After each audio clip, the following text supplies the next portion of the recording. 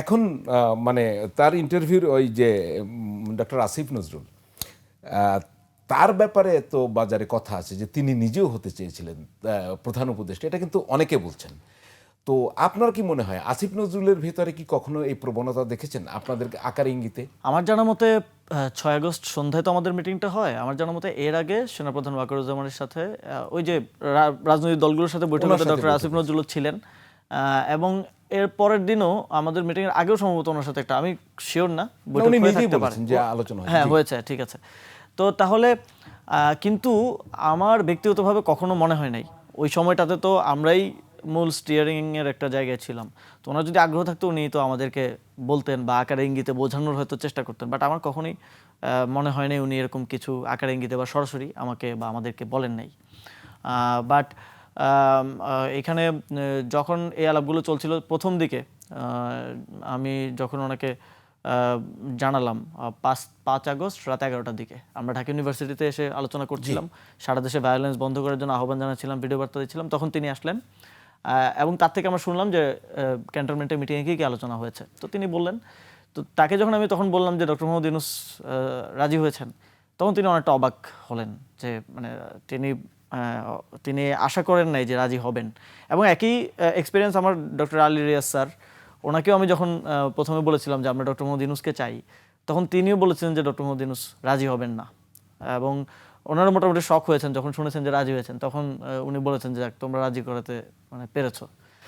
মানে একটু আপনাকে ইন্টারাপ্ট করি, ডক্টর মোহাম্মদ ইউনূস রাজি হয়েছে, হয়তো ওনাদের ধারণা ছিল হবেন না, তো তাতে রাজি আপনারা করতে পেরেছেন, এটা তো আমরা জানি প্রক্রিয়াটা, আপনারা কথা বলেছেন।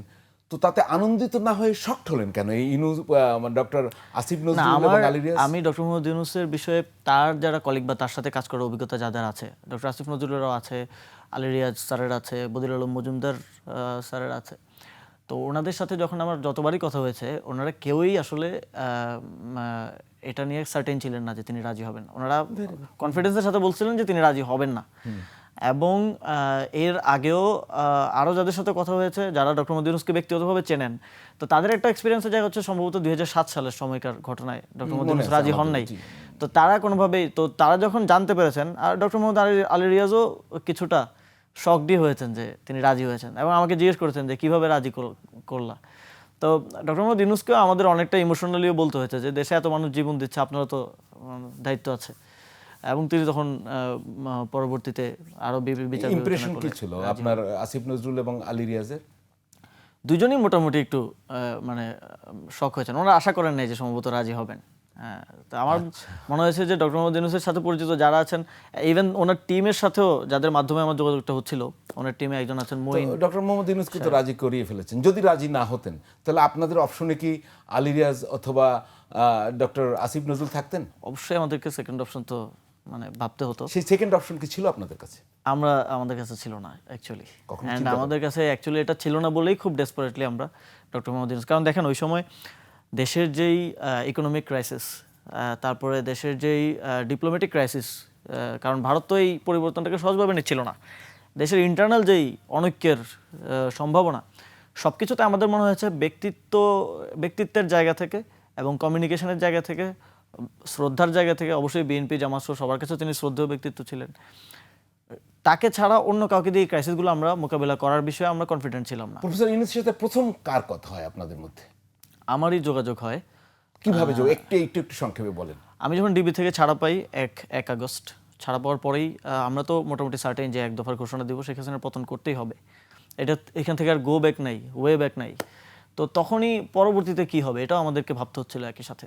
তো তখন জাস্ট এই অফার করার জন্য না, শুধু আন্দোলনের প্রতি তার সমর্থন আছে কিনা এই বিষয়টাও, বা সমর্থন বা সহযোগিতার জন্য আমরা বিভিন্ন সিভিল সোসাইটির পার্সোনালদের সাথে যোগাযোগ করা শুরু করি। তো তখন বদিউল আলম মজুমদার স্যার, আলী রিয়াজ স্যার সহ আর অনেকের সাথে আমি যোগাযোগ করি, এবং এই ওনাদের সাথে কানেকশন করে দেওয়ার ক্ষেত্রেও অনেকে আসলে ভূমিকা পালন করেন, ওনাদের নাম্বার কালেক্ট করে দেওয়া এই বিষয়গুলো। তো তখন ওনাদের সাথেই আমি কথা বলি কথা প্রসঙ্গে, যে যদি পতনটা ঘটে তারপরে কি, কে দেশের দায়িত্বটা নিবে। তো তখন ওনাদেরকে আমি বলি যে ডক্টর মোহাম্মদ ইউনূসকে নেবেন কিনা, যেহেতু আপনারা চেনেন, ওনাদের সাথে তো একটা কাজের অভিজ্ঞতা আছে, ওয়ার্কিং রিলেশনশিপ আছে। তো ওনারা বলেন যে না, দায়িত্ব নেবে না, ওনারা একেবারে খুব ক্লিয়ারলি বলেন। তো তারপর আমি বলি যে ঠিক আছে তাহলে। কাকে কাকে বলছিলেন আপনি দায়িত্ব নেওয়ার ক্ষেত্রে? বদিউল আলম মজুমদার স্যার, আলী রিয়াজ স্যারকে বলেছিলাম যে ডক্টর মোহাম্মদ ইউনূস দায়িত্ব নেবেন কিনা। তো ওনারাও আমাকে জিজ্ঞেস করছিলেন যে কীভাবে ওনারা আন্দোলনে আমাদেরকে সহযোগিতা করতে পারেন স্ট্র্যাটেজিক্যালি।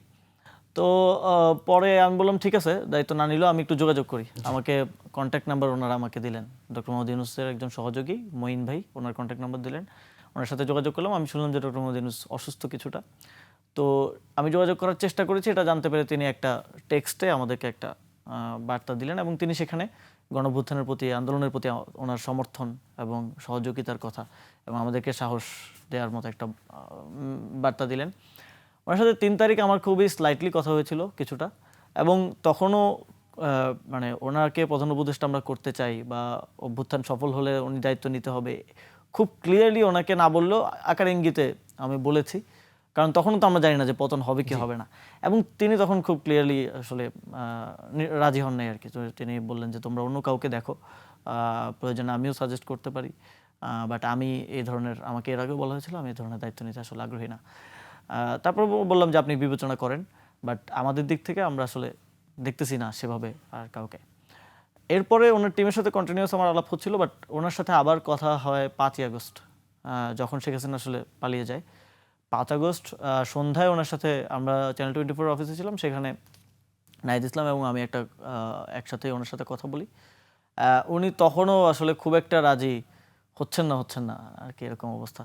বাট তখন তিনি বললেন যে ঠিক আছে, আমি ওনাকে তখনই আমরা বলি যে আপনারও তো একটা দায়িত্ব আছে এই সময় ইয়া করার। তারপর উনি বললেন যে আলোচনা সাপেক্ষে আমি তাহলে আসতে পারি। তো উনি বললেন তোমাদের সাথে বিস্তারিত আলাপ করতে হবে, এটা ওইভাবে বাইরে প্রচার করতে উনি নিষেধ করলেন সন্ধ্যায়। তো তখনও আমরা 100% সার্টেন না আর কি।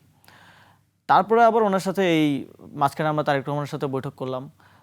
ডক্টর মোহাম্মদ ইউনূসকে এর আগে বলা হয়েছিল জাতীয় সরকার হবে, কিন্তু তারেক রহমানের সাথে বৈঠকে তারেক রহমান, বর্তমান প্রধানমন্ত্রী, তিনি বললেন যে ওনারা জাতীয় সরকার আসতে আগ্রহী না। তো এটা পরিবর্তিত পরিস্থিতি, এটা আমি আবার ডক্টর মোহাম্মদ ইউনূসকে টেক্সট করে জানালাম। ওনার সাথে আবার রাতে আমাদের অনুভব হচ্ছিল যে ওনার নামটা ঘোষণা করে দেওয়াটা প্রয়োজন, কারণ হচ্ছে দেশে যে বিশৃঙ্খলা এবং যে স্যাবোটেজ বিভিন্ন জায়গা থেকে চলছে এবং আইনশৃঙ্খলা, কেউ কনফিডেন্স পাচ্ছে না। কনফিডেন্সের জন্য হলেও ভবিষ্যতে কী হবে এটা বলা প্রয়োজন। তখন ওনাকে বললাম যে স্যার আমাদের কিন্তু অ্যানাউন্স করতে হবে। তো তখন উনি ওই যে বিস্তারিত যে আলাপ আলোচনা উনি করতে চেয়েছিলেন, সেই আলাপ আলোচনা হয় আমাদের মধ্যে প্রায় 1 ঘন্টার মতো। কনফারেন্সে নাহিদ ইসলাম, আমি এবং ডক্টর মোহাম্মদ ইউনূস আমরা কথা বলি। তো তিনি কয়েকটা বিষয়ে নিশ্চয়তা বা কয়েকটা বিষয় তিনি জানতে চান, যে এই সরকারটাকে আবারও 1/11-র মতো আর্মি ব্যাক গভর্নমেন্ট হবে কিনা, উনি স্বাধীনভাবে কাজ করতে পারবেন কিনা, এবং আমাদের কতটুকু সহযোগিতা এই সরকারের প্রতি থাকবে। তো সব কিছু উনি একটু বোঝার চেষ্টা করছিলেন। বিশেষ করে এই সরকারটার অথরিটি কার কাছে থাকবে, এটা নিয়ে ওনার কনসার্ন ছিল, যতটুকু আমি বুঝতে পেরেছি, যে আবার আর্মি ব্যাকড গভর্নমেন্ট হওয়ার ওইখানে ওনার একটা শঙ্কা ছিল। এবং নির্বাচনের বিষয়েও উনিও আমাদের সাথে একমত হন যে গণতান্ত্রিক ধারাবাহিকতায় আমরা বিশ্বাস করি, আমরা কোনো সামরিক শাসন বা এই ধরনের কোনো সেট আমরা সাপোর্ট করি না। এরপরে উনি আসলে রাজি হন এবং উনি বলেন যে তাহলে তোমরা অ্যানাউন্স করতে পারো। আপনার কয়টার দিকে ঘোষণা দিলেন? আমরা একটা ভিডিও রেকর্ড করে 3টা 3:30টার দিকে ওনার নাম অ্যানাউন্স করেছি। উনি কি কোনো টাইম ফ্রেমের কথা বলছিলেন যে অন্তর্বর্তী সরকার কত সময়? না, মেয়াদ নিয়ে আমাদের আনফরচুনেটলি তখন আলাপ আলোচনা হয় নাই। আরেকটা ব্যাকে যাই, সেনাপ্রধান আপনাদেরকেও কাউকে দায়িত্ব নিতে বলেছিলেন যে প্রয়োজন হলে আপনারা সরকারের নেতৃত্ব দেন, এরকম কোনো আলোচনা হয়েছিল আপনাদের সাথে?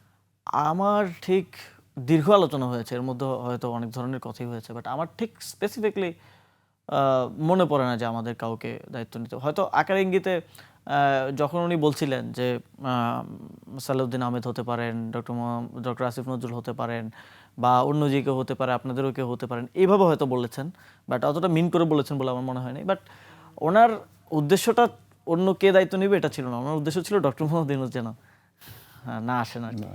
শহীদ মিনারে শপথের ব্যাপারটা কিভাবে এড়িয়ে গেল? আসলে আপনি যখন একটা টেবিলে বসেন তখন তো অনেক কিছুই এদিক সেদিক হয়, বাট শহীদ মিনারের বিষয়টাই আমরা অনেকবার বলেছি। বাট ডক্টর মোহাম্মদ ইউনূস নিয়ে যখন নেগোসিয়েশনটা হয় এবং সেটাতে রাজি করাতেই যখন আসলে পুরো এনার্জিটা চলে যায়, এর মধ্যে শহীদ মিনারের বিষয়টা আসলে হয়ে যায় এবং 106-এর এক ধরনের, কিন্তু 106টা ওই দিনের আলোচনায় আমার যতদূর মনে পড়ে ফুললি ফাইনালাইজড হয় নাই। এটা এরপরে আস্তে আস্তে এই ঘটনাক্রমের মধ্য দিয়ে আসলে আসে আর কি।